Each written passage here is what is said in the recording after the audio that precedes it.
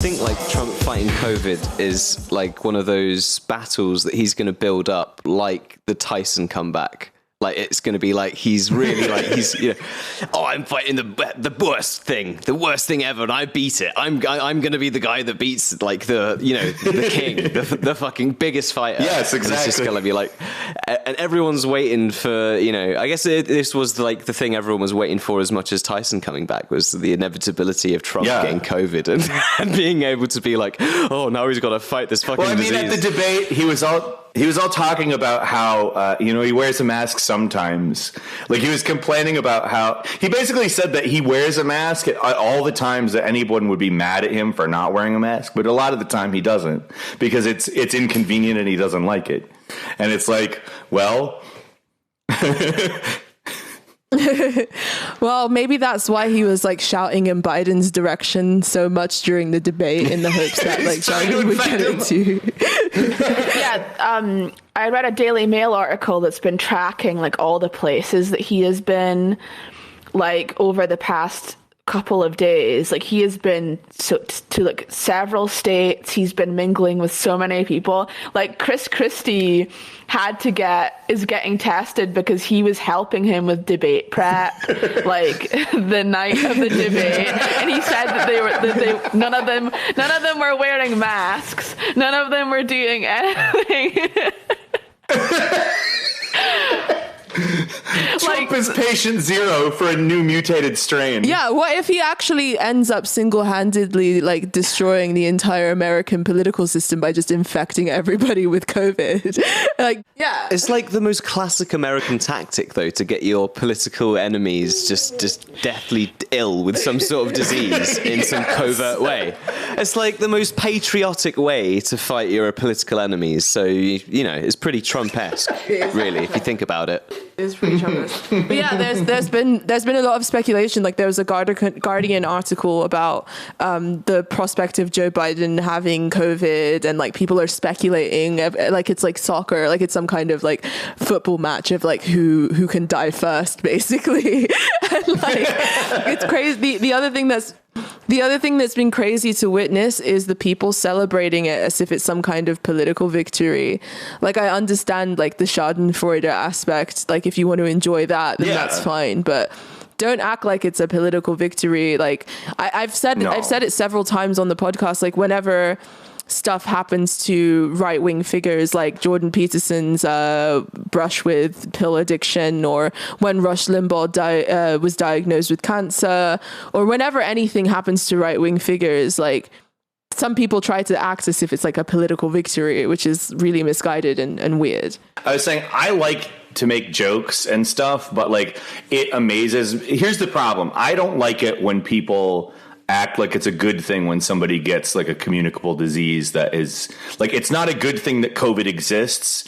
And therefore I don't think it's a good thing when, somebody gets COVID.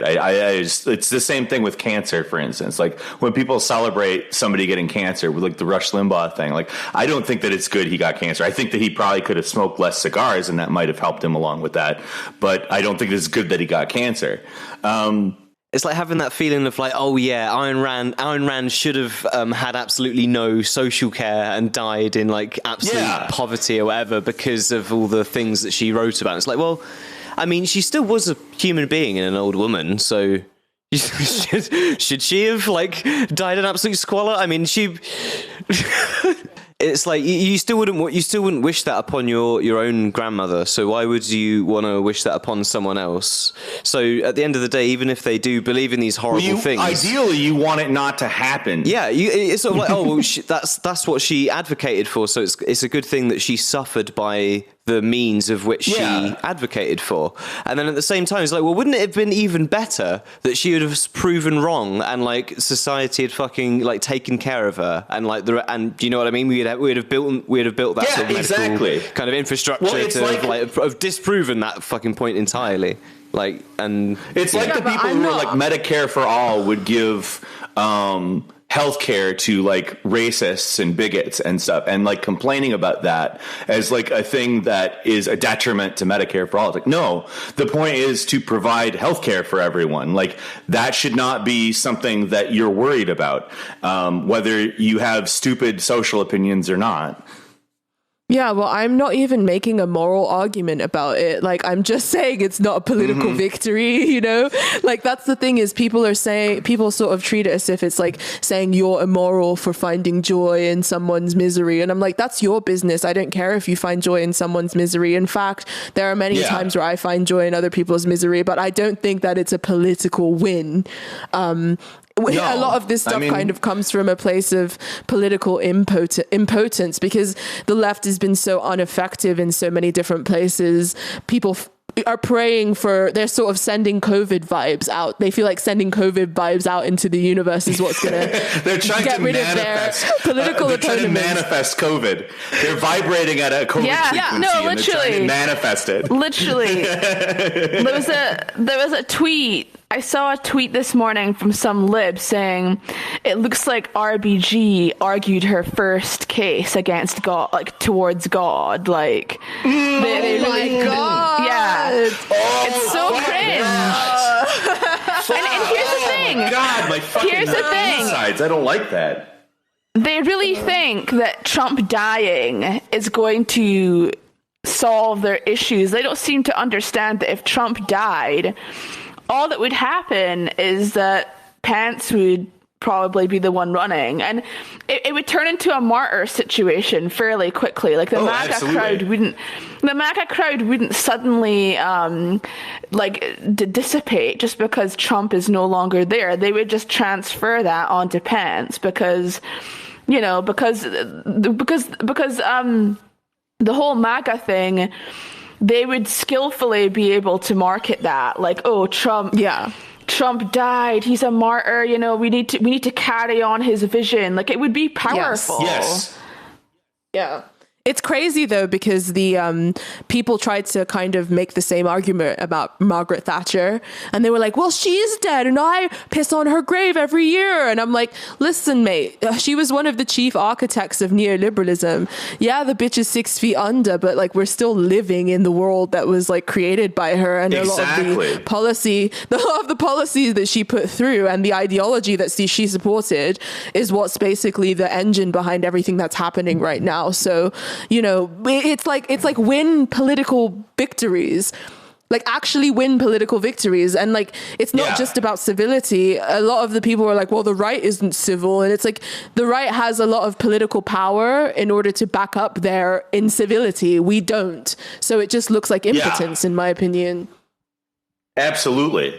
You're 100% right. Like we end up with this situation where we're getting out in front of people and we're just making an ass of ourselves, and we're like, well, I don't need to be civil. It's not about civility. It's not about, you know, putting forward a respectable image. It's about like being accessible to somebody. Like we when we're sitting around shouting at, you know, random people because they didn't like say white silence is violence instead of eating a sandwich or whatever the fuck she was doing. Like that isn't like, we don't need to worry about respectability in that situation. We need to worry about like, if we look like a hostile force that is like attacking normal people. And that's what we look like most of the time, because we're never actually going after systems of power. We're always sniping at like, either individuals in power, which is at least it's adjacent to power at least. But a lot of the time we're snipping at like random people that are saying something on Twitter or that were on the news because they were in a weird place or did something stupid. Like that one lady who kept painting over the Black Lives Matter thing, and like, it's just some dumb lady. Like, who cares? Yeah. Like, it's not, there's no power in that whatsoever. It's not something that we need to care about, and putting attention towards it. It's not just about civility. It's about, we're going after somebody with no real power, and we're focusing all of our energy on that. Well, Michael Brooks used to say, be kind to individuals and criticize institutions, which I think I think that's correct. Like, I feel like like focusing your ire and your cruelty on individuals instead of the system is ultimately just fruitless. And I think like when we're talking about Trump, that's like a big thing where it's like people are taking out all their anger and hate towards, I guess, like the Republican Party and everything that is going on politically. And they're projecting it onto Trump and acting as though him dying is going to be justice in some way. Like, yeah, it's kind of strange. I saw someone make a point on Twitter that it's sort of like, it's basically like people are arguing death penalty for Trump, which is basically true. Yeah, like yeah, it's true. It's 100% true. And I mean, even then it's crazy because it's like this Eckhart Tolle like saying where he basically said that people who do this sort of thing are like impotent like gods basically, and they are upset that they willed into the universe, yet it was not. And like it's really silly because Trump is a symptom. He's not the overall disease, but these sorts of liberals are personality cultists at the end of the day. And it's all about which side of which personality cult you're on to them. They sort of create these effigies of hate that they project all of their alienation onto. And these effigies oftentimes are only symptomatic of the overall systemic issues. That doesn't mean that Trump isn't someone who we support. We don't support Trump. I also agree that he's done a lot of terrible stuff. But at the end of the day, I'm not going to create an effigy of hate out of one individual, even if it's one powerful individual. Those powerful individuals are still subject to the same system, and they're still using the apparatuses of that system too. Which is why being a personality cultist doesn't make any sense, whether it be fandom for or like, a hate fandom against. It's silly. Yeah. And on top of that, there's kind of a personal responsibility argument where, Trump and his administration has not handled COVID well at all. But I fear a little bit that in him getting it, if he overcomes it, it may end up via the idea of personal responsibility, sort of obscuring the fact that his administration has kind of bungled the handling. I think in some ways, like if he personally beats COVID, then maybe as a president, he also beat COVID, if that makes sense. Yeah. But even then, if you want to look at the other side of the pond, in our great nation of the United Kingdom, Boris Johnson also got COVID.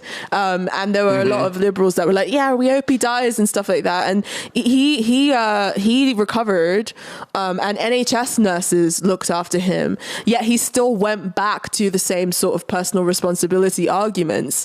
Same thing with Bolsonaro. Like a bunch of, the bad guys on the political stage have gotten coronavirus and not died from it. And they've gone right back to doing the very thing that these people are upset about. I think that we should be organizing power in order to fight our political opponents rather than sitting around doing hexes like Tumblr witches, because that's basically what is going on. We hex Boris Johnson, we hex Donald Trump, we hex Bolsonaro, and none of them died from COVID. Not one of them. And the thing is, it's because they get the best care. Like, yes, they're old people and they're probably at higher risk than a lot of other people. But out of all of the elderly people who could get COVID, they're by far the most likely to survive because they're the leaders of fucking countries. They're going to get the best possible care. They're going to get prioritized in hospitals. It's just like, it's not going to be like, even if you're rooting for it, like it's probably not going to happen.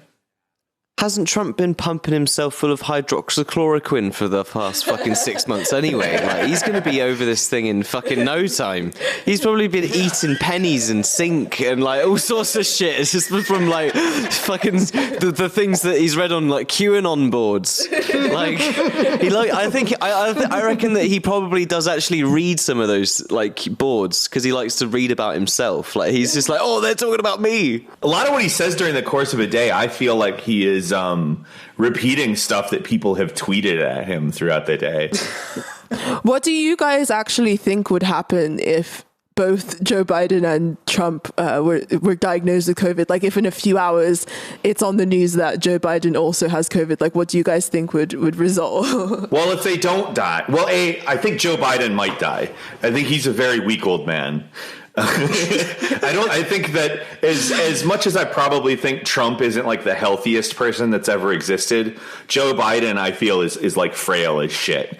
So I don't know what you're talking about, die. Peter. I've watched nothing but 2 months of adverts of Joe Biden running and doing lots of healthy man activities for like out and about. So to me, he seems like a very with it and capable young almost man. hitting somebody with a car. Yeah, like that. I can drive so good, man. I got my Corvette and I'm going to drive and oh my God, that's not how it works. Whatever, man.